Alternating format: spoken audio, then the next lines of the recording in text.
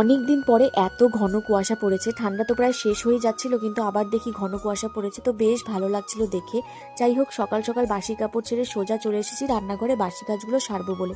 আমি তো আগের দিন রাত্রেবেলায় রান্নাঘরটা পরিষ্কার করে রেখে দিই, শুধু ভাতের হাঁড়ি থাকে, তো সেটাই ধুয়ে পরিষ্কার করে নিয়ে রান্নাঘর মুছে সোজা চলে গেছি বাবাকে দোকানে চা দিতে, কারণ বাবা তো অনেক সকাল সকাল দোকানে যায়।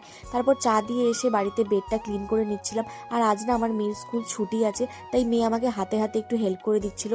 মা আর মেয়ে মিলে দুজনে খেলার ছলে ছলে বিছানাটা গুছিয়ে নিচ্ছি। ওর যে এগুলো কাজ করতে কি ভালো লাগে ওই জানে।